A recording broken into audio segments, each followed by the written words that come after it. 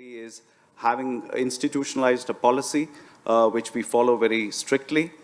For 2018, we have a 99.5% traceable levels, but I think we still have a long distance to go in terms of being completely sustainable. And we've put that up on our website, and we're saying by 2021, we will be supplying completely traceable and sustainable oil. Now, the point really is, why is it 1%?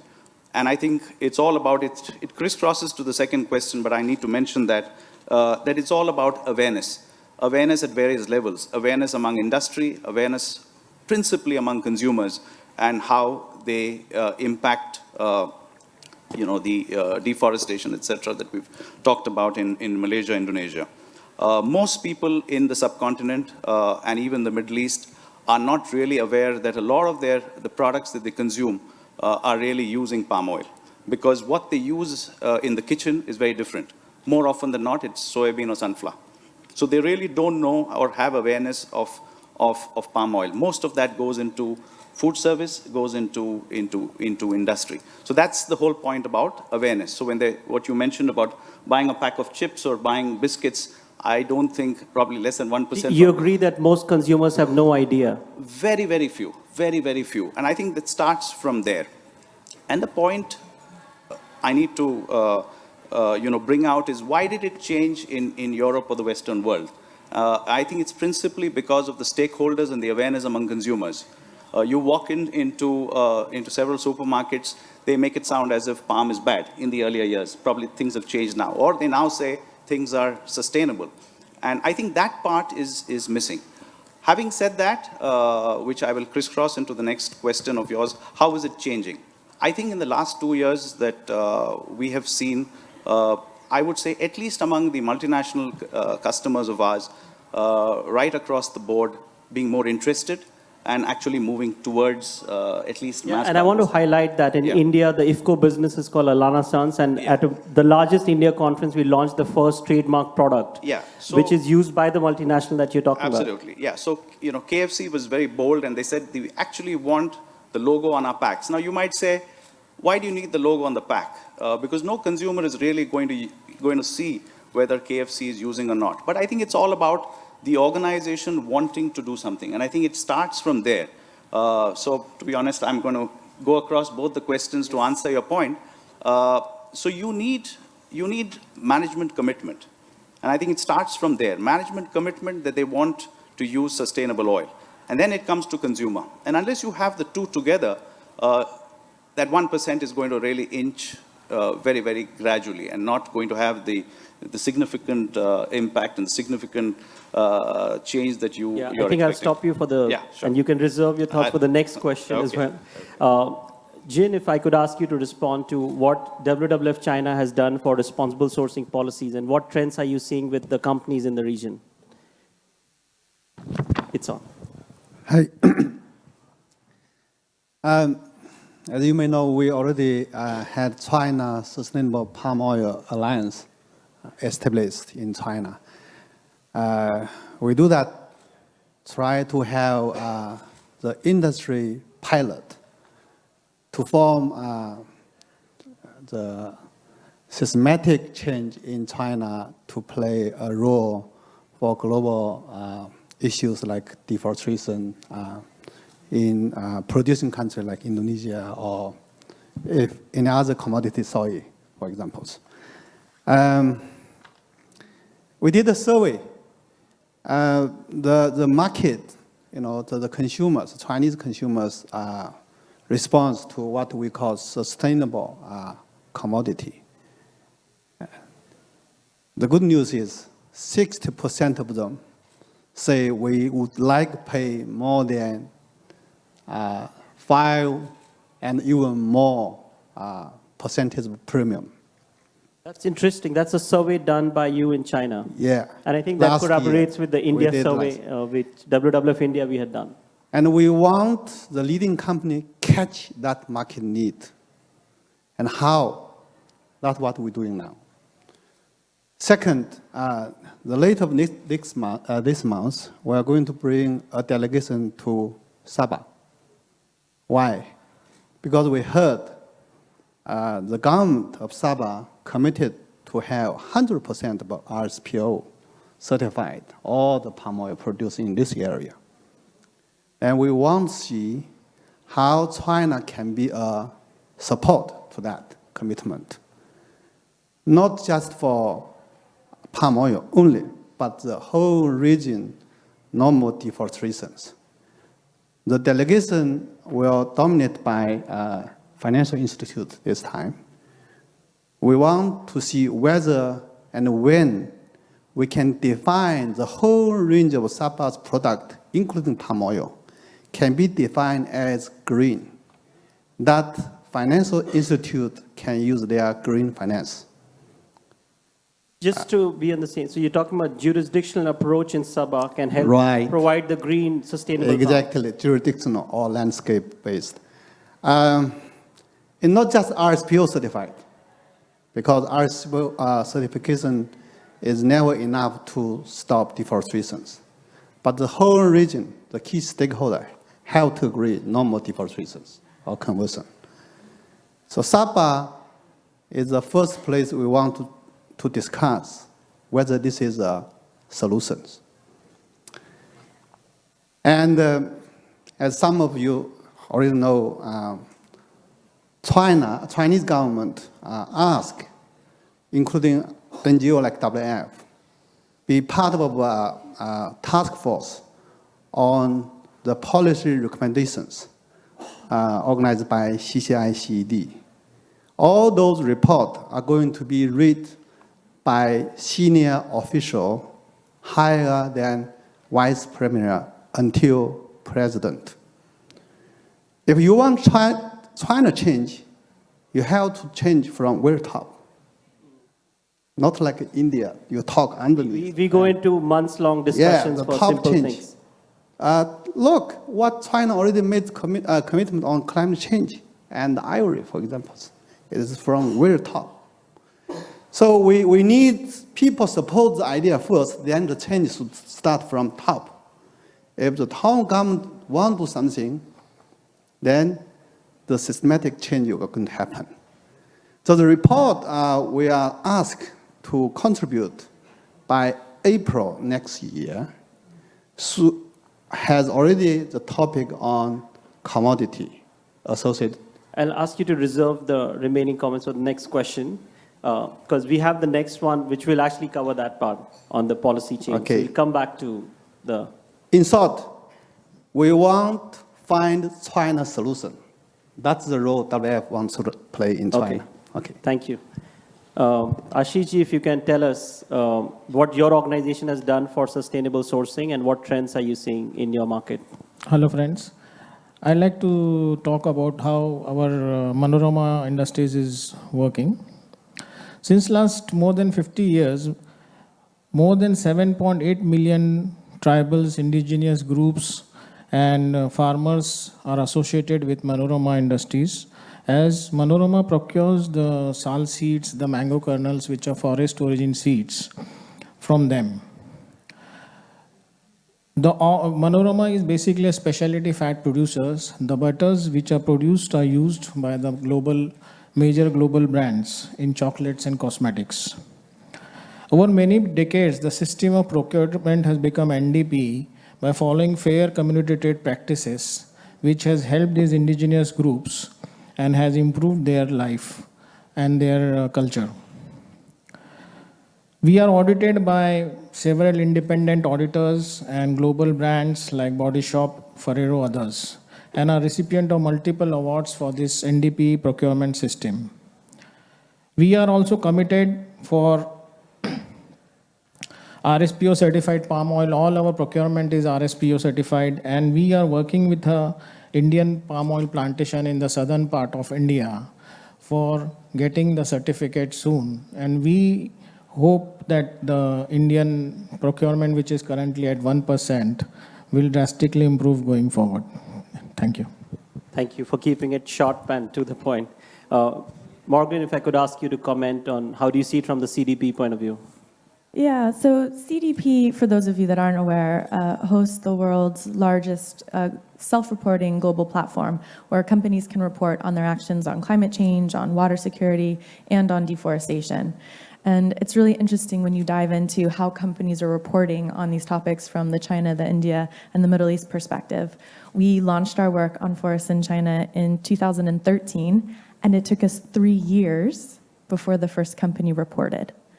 So our first company reported on forests in China in 2016, and interestingly, it was a construction company reporting on timber. Just to get it clear, this is the first company in 3 years to even report what you're asking them to report. Correct. So we saw some good growth in 2017. We had 9 companies report. In 2018, it grew even more. And this year, we had a total of 21 companies reporting, 19 of which were from mainland China. Now, that's kind of good news, but we actually asked 120 publicly listed Chinese companies to report, so this is about a 16% response rate.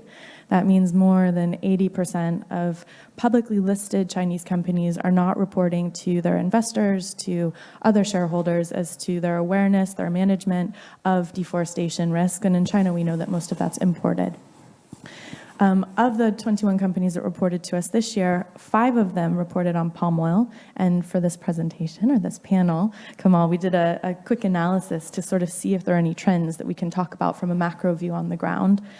The first of which is that while most companies at least reported an awareness or recognition of forest-related risks, many of them were not able to link those risks directly back to their business or understand how to mitigate them, right? So that shows a pretty low level of awareness. Good news in that all of the companies, these 5 companies, had some traceability systems in place, but none of them were able to trace back to plantation. None of the companies had identified any opportunities related to forests. This is really surprising because this is one of the easier questions we ask. Do you see any opportunities related to forest risk commodities, yes or no? And just want to confirm, all the numbers you're sharing for China? Correct. Only China? Correct. Okay. And not one company said that there was an opportunity related to this topic. That's crazy to me. Globally, it's like 81% of companies report opportunities. So this is a serious... Can I ask you a quick question on why is the reporting just 16% when the global average is 81%? What do you think? That's a tough question, Kamal. I mean, I think it's a couple of different things, right? It takes a long time. I think there's a cultural challenge about transparency and disclosure, particularly within the Chinese context. I think part of it is CDP's newness to the market. We're a new NGO, we're a Western NGO, and then that poses its own particular challenges. If a local NGO was to ask them, would they share? Maybe, maybe not. Maybe, okay, maybe we'll not. park that thought, I think, for now. We'll get back Kaskar too. The last trend that I wanted to share with you is that collaboration with third-party organizations, so companies collaborating with others, also very, very, very low. So even though, the story that we're seeing on the ground is it's taken a long time for Chinese companies to kind of come on board with disclosure, with reporting. We've seen significant increase in the last couple of years, sort of jumping from 9 to 21 relatively quickly. We're seeing good and stronger trends with some of our different levers that we pull. So not only having investors requesting companies, but large purchasing organizations requesting their suppliers to report is showing strong response. And so we're seeing increasing awareness and increasing willingness to engage. So I think you agree with the other speakers who said awareness is the key. And the moment the business knows the risk or whether it's reputational risk, financial risk, they were more likely to report to CDP. I think I'll agree with that. Kind of, okay. Kind of. I don't know if they'll be willing to report to CDP, I'll have but I to think move on that's because in the interest of time. If you could answer from PT Smart Guard point of view, what are the activities or initiatives that you have taken and what trends are you seeing in your market? All right, let me start with our policy. In 2015, we compiled all of our policies under one umbrella, sustainability policies called GAR, social and environmental policies. It consists of 4 aspects: environmental, social, industrial relation, and also supply chain. In relation to deforestation, we specifically commit to not develop on peat, HCS and HCV, and also we need to ensure our buyers comply with our policy. So what have we done on the ground? Internally, in order to ensure we do not plant on pit, as I mentioned before, we conduct participatory mapping. This is part of EPIC, and up to now, we finished in 140 villages in 5. Just in the interest of the younger audience here, FPIC, free, Free, prior, informed free, consent. prior, and informed consent is the way you build consensus to Yes. do any activity in the area or the land of the users. We work with communities, and then we finish 140. But after that, we found that we need to initiate another programs in order to get support from communities. We have a program we call Participatory Conservation Plan. So community need to understand what does it mean, and also they need to take part on that. Externally, we are sourcing CPO from over 400 external mills, and we found that it is very risky if we do not work with them. So that's why in 2015 we set up a target 100% traceability to our own mills, which is done in 2016, and also 100% traceability to plantations for all of our suppliers. When will you accomplish till the plantation? 2020, so 1 year to go, yes. So by the end of, if we meet each other for the next RT, you would announce that you have done that. Next RT, if you have it in December. Okay, by December 31st. Yeah. Promise. Policy. That's a commitment. That's the commitment. Yes. So again, what we are saying is that they have already accomplished traceability till the mill of where the CPO is coming from. And now you want to go even further and say till the plantation by the end of next year. Yes. Okay. We are still learning and working on another some initiative. For example, we have a supplier engagement and development program, whereby we conduct supplier gathering in different parts of Indonesia to share our policy and find out how can we work together with our suppliers. In terms of procurement, I haven't seen significant procurement practices, but I see some big companies already working on, progressively working on the effort in supply chain transformation by mapping and also certifying smallholders. You get the demand from your clients, your customers, the FMCGs, CGMs. Are you seeing the trend that they're asking you for more traceability? There is a demand, but not that significant. Not that significant. And is that not significant more so in India and China? I haven't seen particular from India and China. Okay. Okay. I think I'll start from you for the next question as well. So we'll go on the other round. The second question I have for the panel is, what, according to you, are the 3 critical success factors to move towards deforestation-free supply chain, which connects to the idea that you were sharing traceability? And what are the ways to sustain the increasing demand? Because in India, for example, in the last 18 months, we saw the demand increase from 10,000 metric tons to close to 100,000 now. So it's still a 10 times increase, but it's a drop in the ocean of India, 9.5 million metric tons. So how do you think this demand in India can be 10x for the next few years, or in China can be 5x, 10x, so that we increase the share on the board for CSPO in India and China? Deforestation-free supply chain is long and difficult, but it can be done. It is possible. Not impossible. It's possible, yeah. It can be faster and cost-effective if, I think, we start from the end. What is the demand in China, Middle East, and also in India? And also we need to have all stakeholders along the supply chain contribute and do what we're preaching.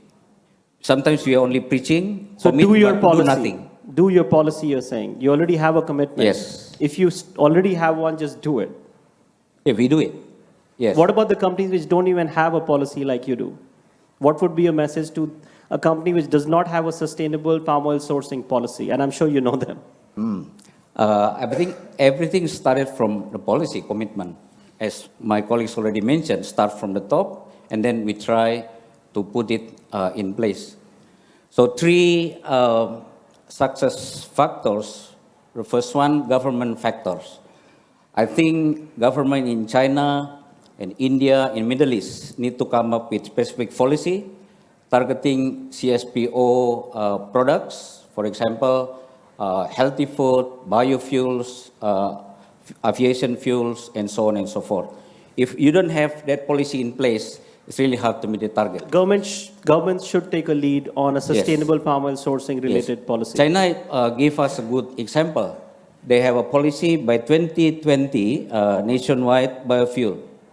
So this is a good example. And other countries need to follow China's step. The second one, buyer and markets factor. We need to increase the uptake of certified palm oil. Please buy certified palm oil. Don't just sit there. Who runs the marketing campaign for that message? Okay, we'll not get there, but can you move on? Okay, last one. Yeah.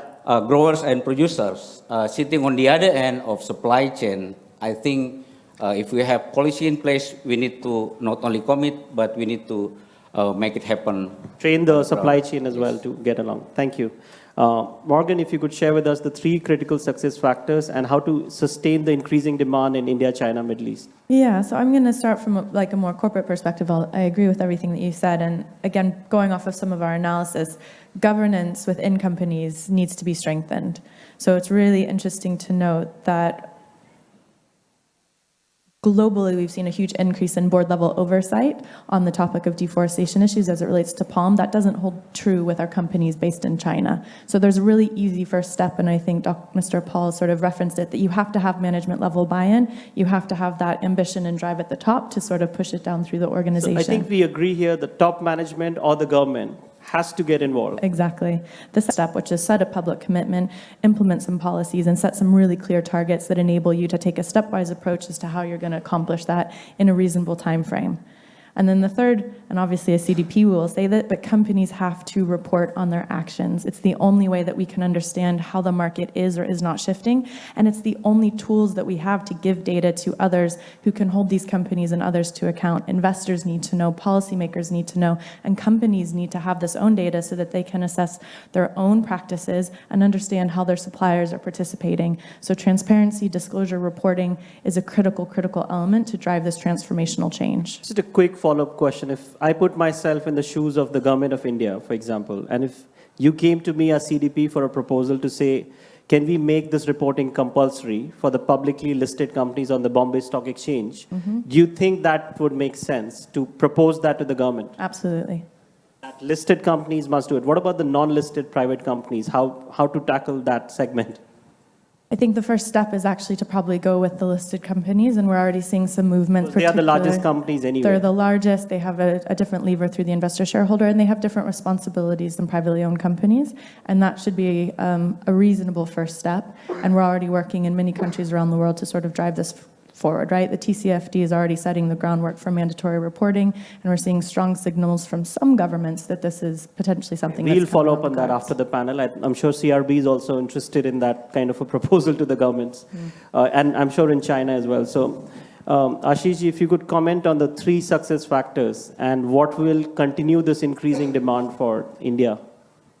Kamal, I think if we can convince government of India to not to give green label to non-certified palm oil. Convince them that it's not allowed. You cannot import it? No. The green label. See, India basically, 1.25 billion people, as I understand, is a land of vegetarianism. The majority of the population follows vegetarianism. And the religious beliefs, they worship animals and trees, and you're Indian, you know this. Basically, it's... Elephants, cows. So if it is not vegetarian, the question is that if you're, I give example of my father. He was fond of a biscuit, and he's 78 now, and he's eating it since last many decades. That biscuit contains non-certified palm oil. When he came to know 2 years back that this palm oil is responsible for hurting the environment and the livelihoods of animals and others, he stopped it. So basically what I'm trying to say, in India we have this advantage. The human psyche in India is more turned to Mother Nature, as we Mother say. Nature, and we are cow lovers. We are basically, we protect the environment. We worship the trees. That is the psyche of Indians since childhood. The majority of Indians out of 1.25 billion people.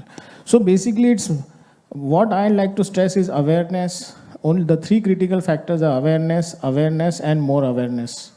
Okay. That's it. So if you create more awareness with the government, top management, publicly listed companies, so if non-certified palm oil does not get a green label, suppose it gets into the other category, a brown label or something. So everything in India will be certified. Okay. I hope you mean the RSP or green label, yes, the yes. CSP or trademark. Yes. Okay. Thanks. Jin, if I could ask you the success factors for China and how do we continue the increase in CSP or demand? Yeah, first I will say the awareness or conscience we can reach. Say deforestation in Indonesia or Malaysia, our question is it really a matter of China? You know, Chinese government may not do anything if it is not being, discussed together with the stakeholders, the producing country, for example. So that not China used to do. However, if you can convince, the Chinese government and any decision maker, including industry leaders, this is matter of China or all of us. This is what we should discuss together. So it's been quite difficult for the last few years. Make sure this is matter of China. Now under the Chinese commitment under climate change and also other global commitment, this topic is possible now. That's why I mentioned the research. The government is open to that idea. Yeah. And then why this is matter of Chinese consumer as well. Then how you can link that demand to the business, solution with accessibility, recognition, all kind of things available in marketplace. That's quite successful for other commodities like seafood, MSC, and also paper, for example, FSC paper. Across commodities, you're seeing the trend that the Chinese government cares for the impact of the Chinese consumer on pulp and paper, timber, soy, palm. Is that a trend that you're seeing? For palm oil, the role Chinese government can play is their way signal, this is China should care about. Then industry and consumer can follow. Otherwise, most of the traders state-owned. And if they don't change, you can't expect. But if they hear from the top, they will have no choice but to change as a government company, right? Yes. So the concept or awareness is the first thing. That's why WF currently we try to raise awareness while talk to all key stakeholders, including public. Second one is more information available about the role China can play. Say the member, for example, can we tell them along their supply chain any list of companies that are bad you should not sourcing, and any company can list as green we should support. So I've been encouraged today when we share. I joined the side event organized by Anti-Environmentals. They had a very good example on for mobility, which happens in another country. It's good to say in a forum like this, but will it really happen? Right. And they have other things on the agenda. So many other things on the agenda, and of course the politics of it all. The point is, if big industry starts, and you made that point about Globe Oil and the launch of, it's finally a food company, which is KFC, let me use the name here, who wanted the logo on the pack. So they took a lead on they this. took a lead How on to get this. more KFCs in India and China and Middle East? And it is, just for information, we've just got, Dunkin' Donuts now saying, I want their logo. Dunkin' Donuts as well. Anyone from Dunkin' Donuts, KFC, this is an applaud for you. So the point is, industry, and it cannot be only the multinational industry. We clearly see a trend. Local Indian companies, local Chinese but Let me companies. give you the example. As I said, you pulled me out from another conference. So when I was, interacting with the CEO in the morning of, actually there's a donut company called Mad Over Donuts, which is larger than Dunkin's in India. Mad Over Donuts. Mad Over Donuts. You're familiar with that. And I told him, why aren't you doing this? But he was not even aware. He was not even aware. Because, he's looking at the top. He's got lots of things happening as an organization. So really So what you're saying is the government has too many other things. Some companies don't even know about No, this. so, their buying teams, etc., would be responsible. The moment we told him that... It's not a CEO's agenda. I mean, information hasn't reached. The head of procurement has not told the CEO about it yet. As simple as that. Not that the moment I mentioned it, he says, let's change from tomorrow. Okay, let's go after the CEOs then. So absolutely. So the point really is to make, it has to become a movement. It Right. cannot remain with 2, 3. But you think this movement can be triggered by heads of procurements, heads of sustainability, many of whom are here in this room and I'll outside? tell you why heads of procurement won't work. They always have an agenda to drop prices. Okay? So it has to start with the CEO.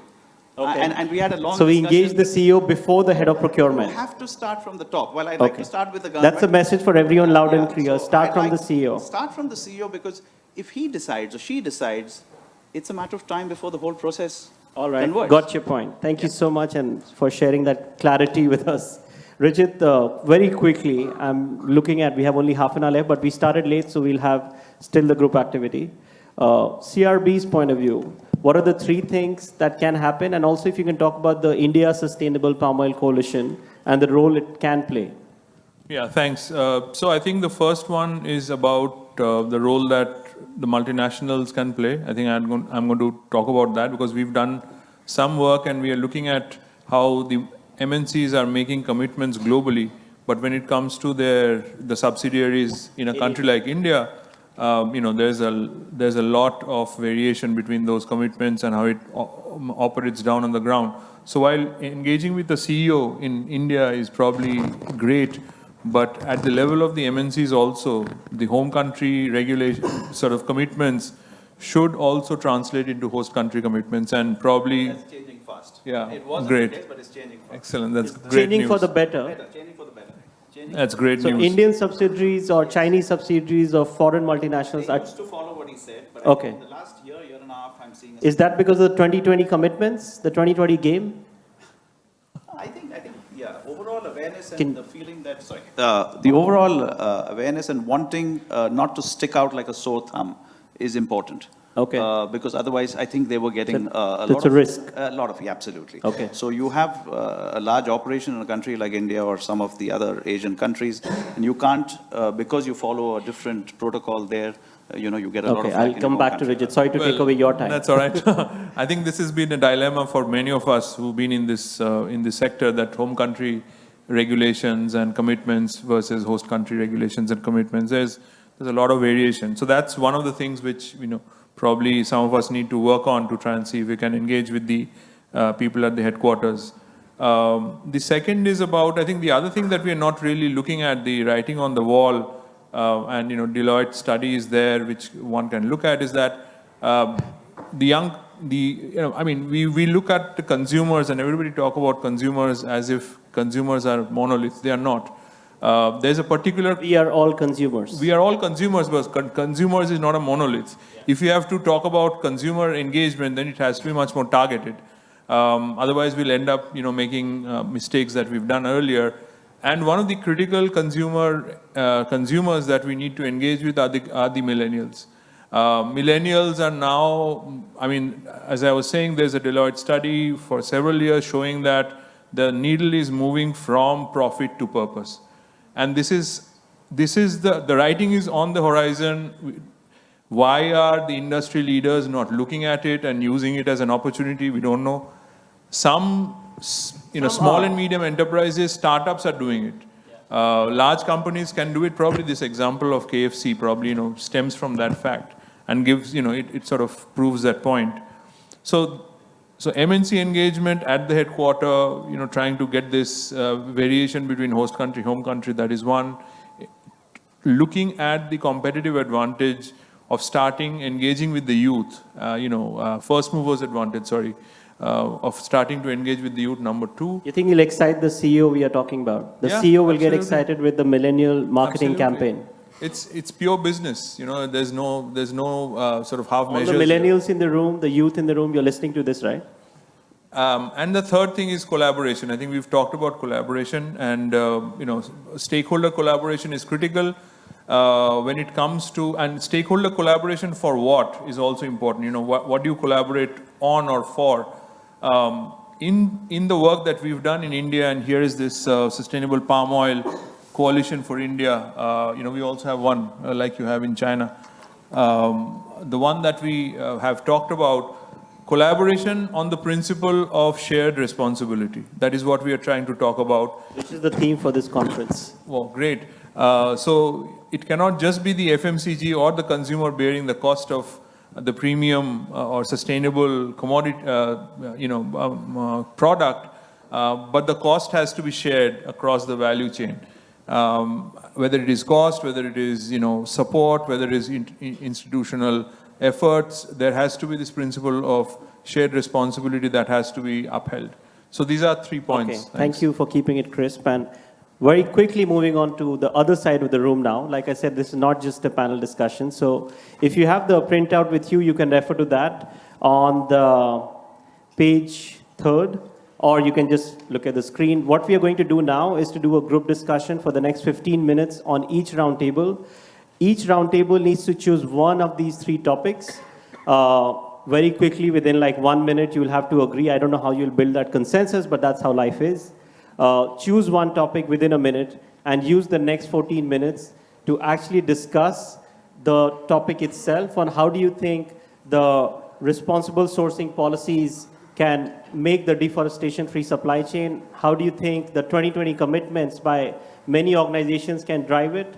And how do you think the end consumer awareness and marketing can drive the uptake of certified sustainable palm oil? So your time starts now. I'm going to time you on this. On each roundtable, you have 15 minutes.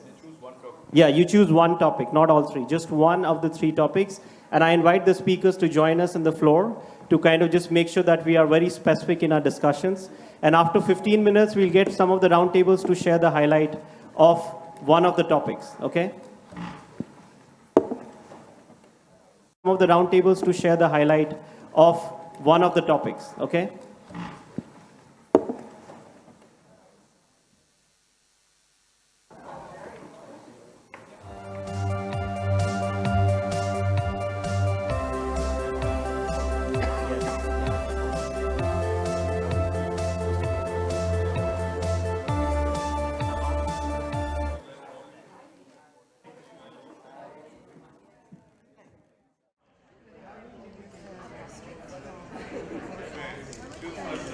Now you have 12 minutes.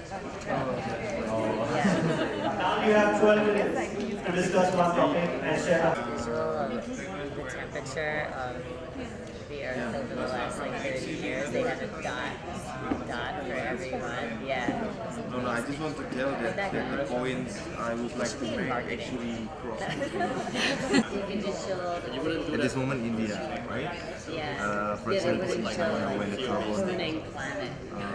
trading increasing, and then G20 governments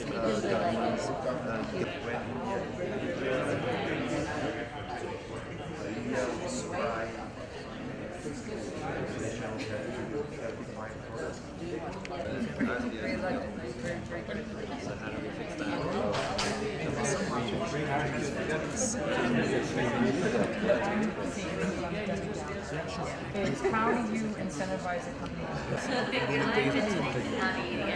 and a lot of times we use Google Pay, we get cashback. The retailers also get some kind of subsidy on the tax benefits as well. So Paytm is a huge player. So Paytm. if I am using AI bond, I can say that yes, like Google Pay accepted official palm oil users, and that way, if I can also do some exactly. So that's A lot of multinational companies also have operations. and that's a bottom up. So all franchise, all franchise, the problem of the franchise. And now he has not.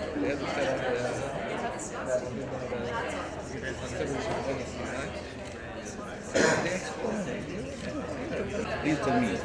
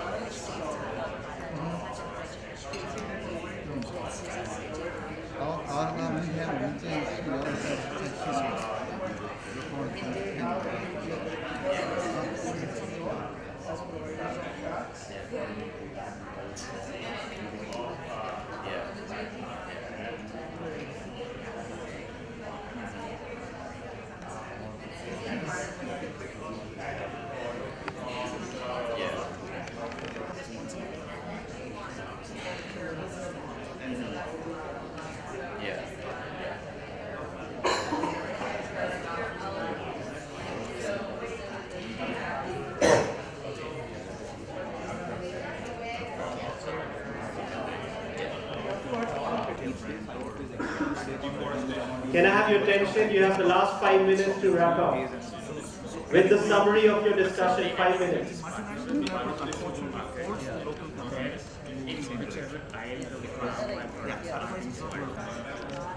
X over a scary face. Circle over a smiley face.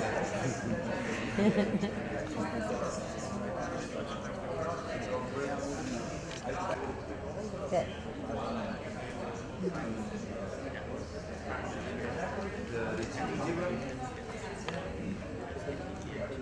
It also, there needs to be easier avenues to, get messages.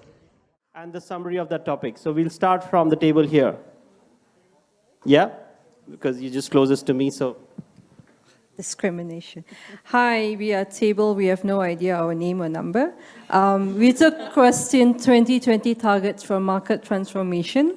The challenges, the obvious challenge would be price, so price sensitivity. Action versus commitment, so what people say they commit to and what they actually do and how they spend their money. There is a gap in that.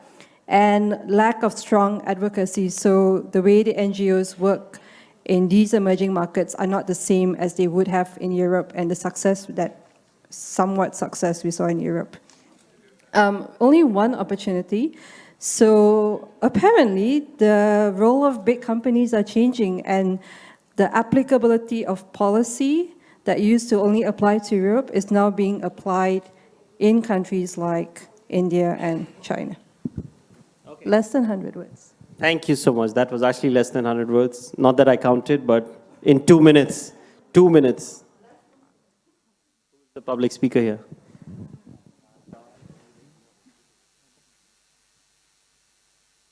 So we picked up the third topic where we're talking about end users, end consumers awareness and marketing.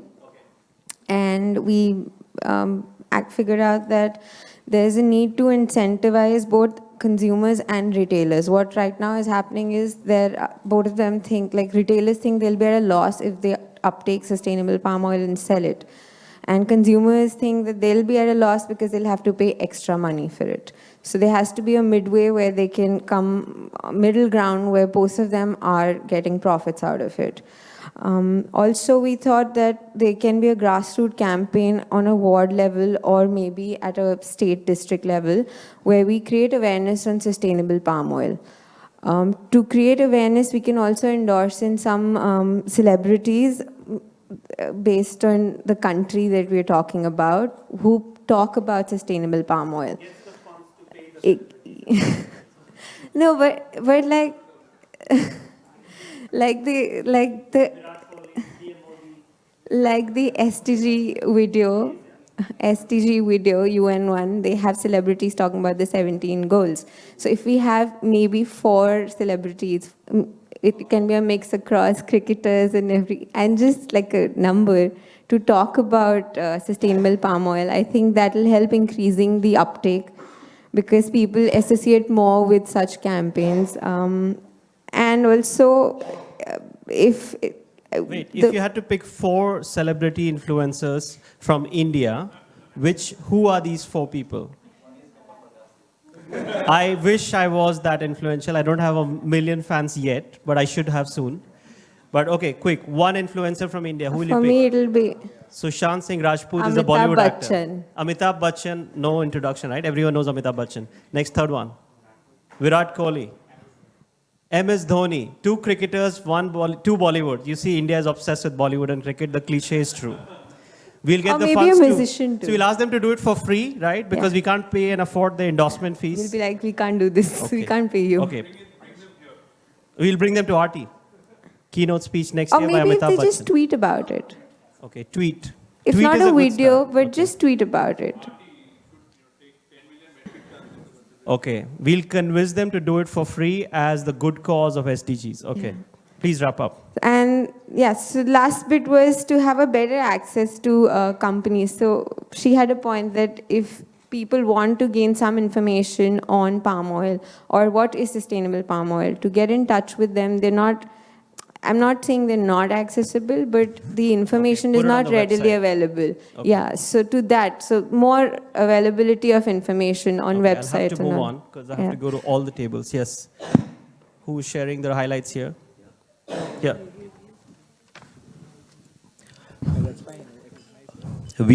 Our table is talking about the first one, responsible sourcing policy, role of businesses. There could be some overlap, between the first points and the other points. The first point that I would like to make is actually, going back 15, 20 years back, the leadership position of leading the sustainability initiative somehow was with Europe overall, okay? It's time for the leadership attribution to be given to India and China. Okay. India and asking, like Rijit was saying, the Indian subsidiaries to do what they are saying globally. What I'm saying is that the entire leadership thing, if you look at the sustainability certification, it actually came from the European companies, and North American. European and North America, right? Yeah, and if you look at the NGOs, if you look at the entire programs that were designed, that were, let us not get into the details, but it was basically the European and North American leadership that has driven sustainability. Now, whether the results are great or not great is a different debate. I will not get into standards were developed so. Okay, now let India and China decide the standards. Okay, they are the ones who are consuming 15, 16 million tons together. Should we Indianize the standard or Chinify the standard? Indo-China version of the standard. Indo-Chinese the standards. Okay, let me put it this way. As well as Indonesia and Chinese the standards, because Indonesia is also the largest consumer of consumer of palm oil is actually Indonesia, right? Yeah. So I think that entire leadership shift has to happen, and because these are the countries which are going to consume more, number one, and these are the countries which can really influence. And wherever India and China are big, and they are able to influence. Looking at the leadership. I'll have to move on. Your 2 minutes are over. 2 minutes are over. Yes. Okay, there is a second point. Not yet. Okay, great. Okay, this table here. You have to use your 2 minutes wisely, of course. Yeah, so businesses, they have the outreach, they have the resources, they have the influence, and that is the reason that they play a really important role in shaping the emerging markets for responsible production and consumption. Also, they provide jobs, they pay taxes, and that is the reason, some of the business are so big that they might be even bigger than the government, that they might have a very big leverage over the government to have these policies. Next, it is their accountability to their stakeholders across the value chain, whether it is the shareholders or the end consumers or the NGO sector in general, and that is the reason that they have a very important role to play. Then they have the fiduciary responsibility, and again, they have the first mover advantage, talking about countries like India and China, and this first mover advantage they can use to actually influence policy to have a sustained competitive advantage. And lastly, I would say that there is no single business in the world that doesn't solve a purpose. And businesses exist to solve a purpose, and that is the reason that they should align it with the purpose of the greater good. Okay, thank you for keeping it to 2 minutes. If I could request one of the millennial delegates here to take pictures of each flip chart so we record the conversation as we finish this session. Yeah, just make sure you click every flip chart and send it to me on WhatsApp. Yeah, this table here, who would like to take a lead? Okay, thanks. All right.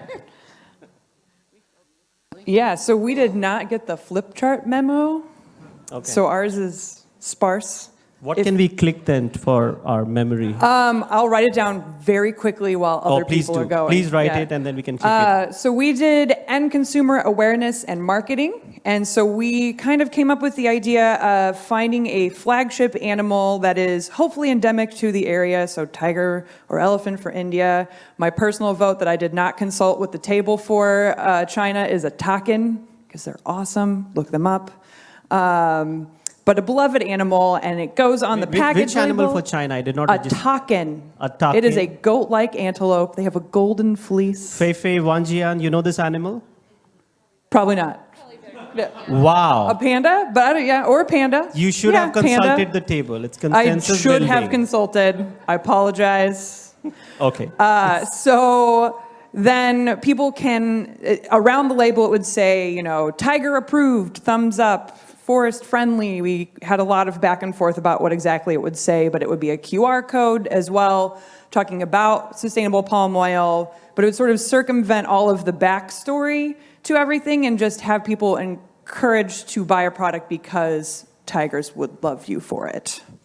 Is that a summation? And the people who love tigers. And people I'm who sure love WWF tigers. is happy with that situation, that if people love tigers, we protect. It's a trigger point. Yeah, it's Okay. to get the ball rolling, So- to have something to Just choose. to simplify, you're saying if a chocolate package would have the face of a tiger and said, if you buy this chocolate, you're protecting the tigers as a whole, as a species, no matter where, which part of the world. Yes. You protect tigers as a whole. Or if the elephant's face is there, you're protecting elephants as a whole. Yes. Okay. Yeah. Got the point. I think that's a very interesting output. Yes. Thank you for sharing that. So going Please animal- write it and we can click it. Okay? Thank you. Next one here on this table. Okay, you are observing only. Okay, here we have the table. 2 minutes. Please use it wisely. I will. Okay, so we were also discussing the end consumer awareness and marketing strategy. So of course we're all here today thanks to NGOs. I mean, the RSPO was initially started in Europe because of NGO awareness-raising campaigns about the environmental and social impacts of palm oil, the palm oil sector, and I don't think there's any reason why that also couldn't work in India. So one thing which the RSPO could support with is, for example, reaching out to and finding local civil society organizations to get them engaged, get them informed about the global palm oil supply chain, social and environmental impacts, and get them funding so that they can then have some outspoken campaigns raising public awareness about the issue. One good way to do that is for them to sort of draw simple comparisons between the impacts of choosing sustainable and non-sustainable palm oil, to kind of break it down for consumers so they understand the importance of their choice in the supermarket. And one simple way of doing that, I mean, very similar approach is to then relate that to biodiversity loss. We know that there is a general awareness in India for like Mother Nature and a sense of harmony with animals, and so obviously linking it to say like animal habitat in Sumatra, for example, would be a great way of doing that. But knowing that consumer 10 awareness seconds. can't solve everything, there's a need for government-to-government action. So big opportunities for the Indian government to link in with European governments, where sustainability is a priority, but also Indonesian and Malaysian Specifically governments the in Dutch producing government, the countries. German. And most importantly, I think this is key important. He's on his floor. You will not stop. Sustainability Okay. is probably in many parts of India a pretty foreign concept. So what's really important is to break that down into like relevant values and beliefs that resonate within Indian consumers. I just want to clarify, you mentioned the European government. So what you're saying is that the Indian businesses and the government can collaborate with a Dutch government or a German government to make it happen together. Is that what you're saying? There's no reason why those dialogues couldn't be happening. I think Okay, and that's a great through the approach. embassies or through the ministers? Through the embassies, there's no reason why influential members of the RSPO, for example, couldn't be convening forums with representatives of governments. There's no reason why the RSPO itself couldn't be reaching out to governments and saying, hey, isn't it a good idea if we talk about, how the palm oil sector is relevant to all of us? So can we expect New Delhi and Beijing declarations coming soon from these governments? Okay, food for thought later on. Last table here, and we are running totally out of time. Please share in less than 100 words. Come on, don't put the millennial on the spot. Oh my gosh, okay, I did not plan this, but okay, our group discuss question like point 3, so end consumer awareness and marketing. So in order to even get consumers to be aware about this, apart from educating them through schools and stuff, we thought that it might be good to also educate them at the point of purchase, point of sale. So we need companies to value feedback from consumers of CSPO and also like try to communicate that message on the packaging as well. So you will avoid a fear-based approach because I don't think companies will be very attracted by that. So we actually thought of a story-based interactive labeling, so something like what some carbon neutral companies may be doing or Coca companies may be doing. So basically there'll be a QR code or barcode on the packaging of the product. So if you scan it, you can actually read more about the stories of the different sustainable palm oil producers and how having more sustainable practices has changed their lives and things like that. And then we could also use graphics to depict the environmental impacts of the unsustainable palm oil, but this will be maybe at the more information sector of the QR code thing. Yes, and we also thought that it would be great to have a simpler logo that communicates. So you agree with this table, a story-based logo? Yeah, in a sense. That instead of showing other things, show the animals that we want to protect. Yeah. So you agree with that suggestion? Yes. Okay. That I'll was have to also- stop you there. Are you done? Yes. Okay, thank you so much. Can I please invite the speakers to join me back on stage for the final Q&A? Thank you so much, everyone. Give yourself a big round of applause. And as we walk to the stage, please write your question or prepare your question. We still have some time because I asked for extra 15 minutes because we started late. We will finish by 6:45. So if you have questions, please make them ready and I'll just come to you.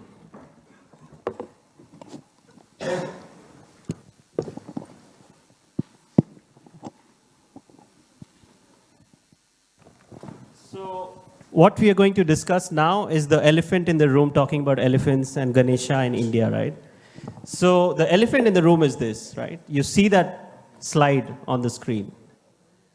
So from the 14.56 million hectares, which is produced of sustainable palm oil, the buyers in the world are only buying about 50% of that. So there is unsold stock of Golden Agri, of Sime Darby, of Wilmar, of so many other growers, and the 40% smallholders. So the question now is, why put so much pressure on the growers when you're not even buying the product in India, in China, and Middle East? And that's not something we can answer today, but just wanted to highlight that as you prepare your questions. So please raise your hands for your questions. Yes, there, Michael. You can have the mic, yeah. And keep it to one question directed at a specific speaker if possible. Well, this is the India question, and it's something I just want to clarify about the.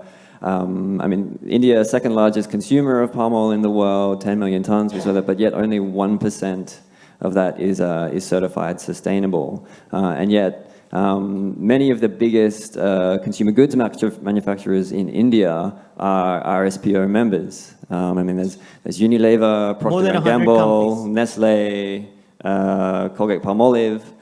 So I wonder can anyone give me a good reason why? And I'm sure they represent more than 1%. Who should answer this? Of the consumer goods market. They have to be more than 1%. Center for Responsible Business wants to answer that. Are you okay with that? If it's a good answer, if anyone has an answer. Anyone else wants to take this question? That makes sense. I'd love to hear it. Why P&G, Colgate, all the companies in India are not 100% on CSPO? Well, as I said earlier also, if you were listening, that MNCs should be talked to at the headquarters. There's a huge amount of variation between MNC commitments that they make in their home countries to how they operate in the host countries. And that is an institutional problem that needs to be fixed at the MNC's level, because there might be if they're lucky, there might be 3 or 4 people in the headquarters looking at how to operationalize their commitments on sustainability across the globe. So unless and until there's an institutionalized process for communicating that to the subsidiaries in India and China and Indonesia and other countries, it will not happen. And from our research, it is evident that many of these MNCs have not really reached that far. Paul talks about the fact that there is progress, so that's great news.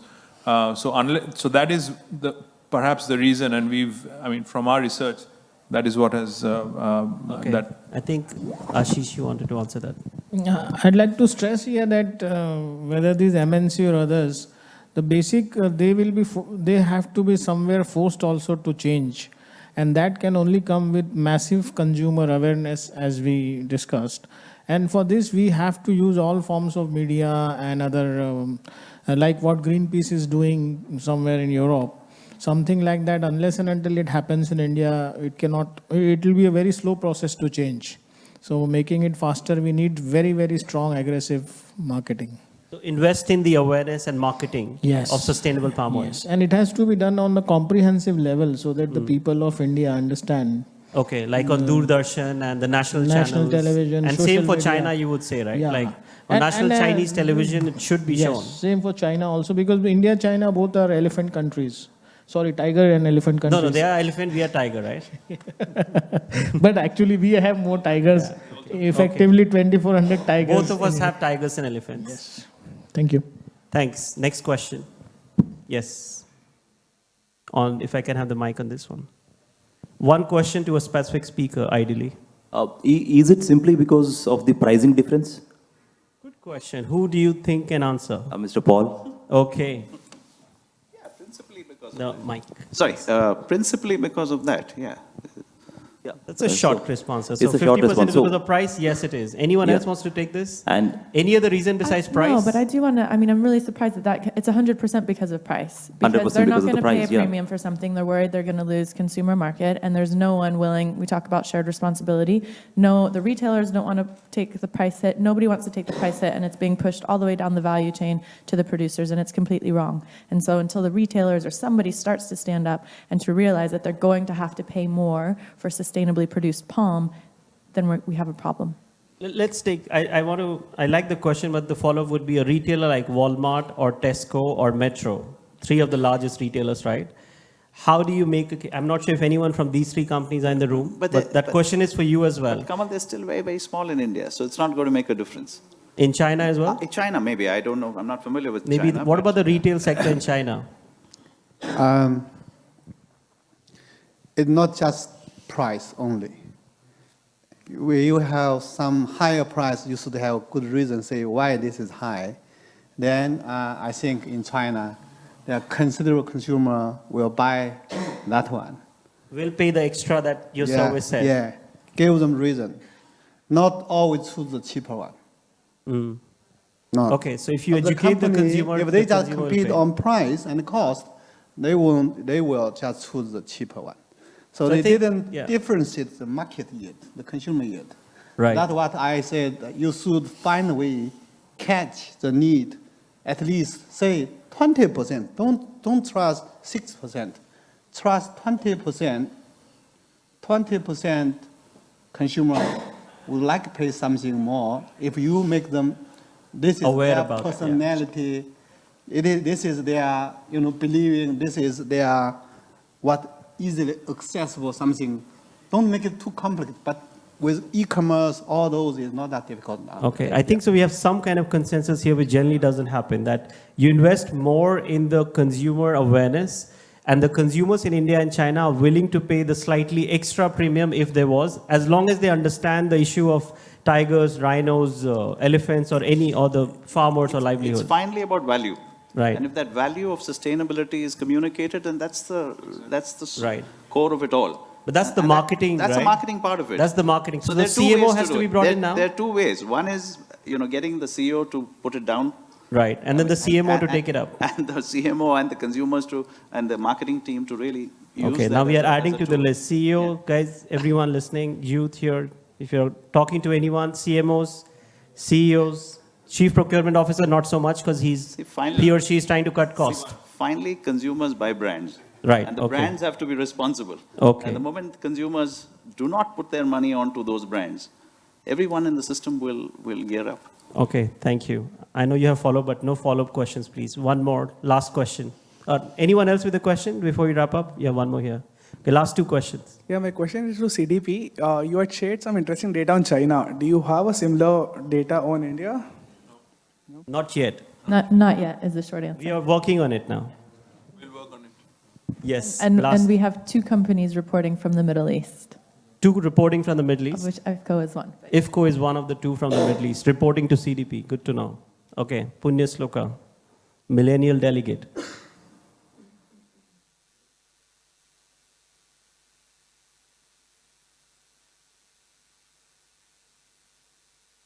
Hello, yeah. My question to sir.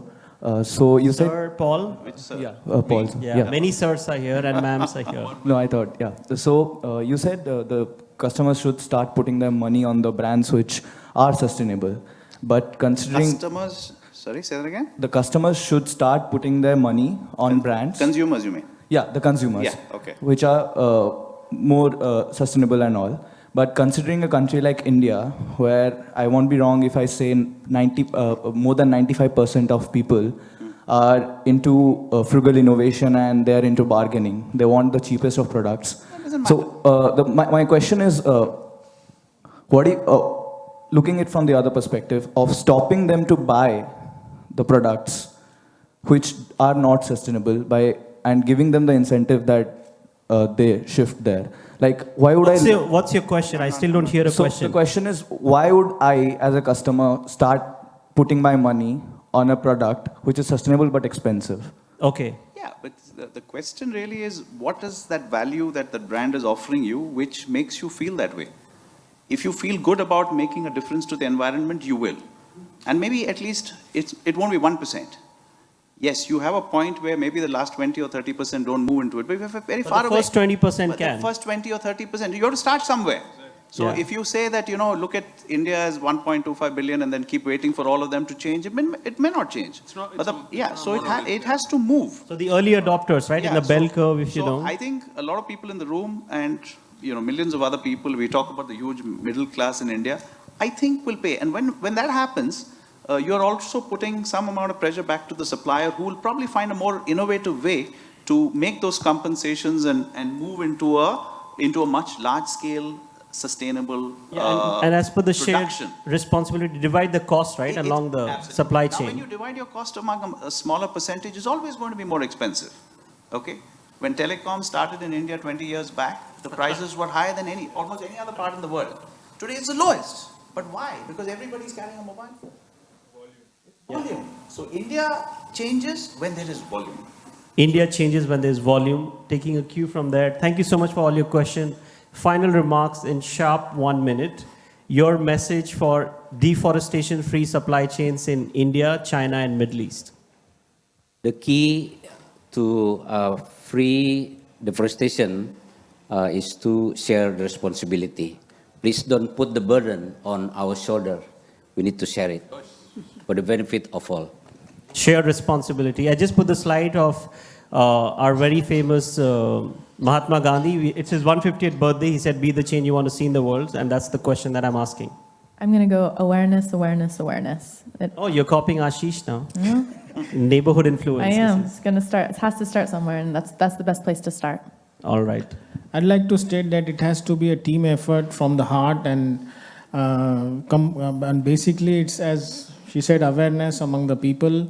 And with that only we can bring this change and this awareness. We have to work as a team. Thank you. Thank you.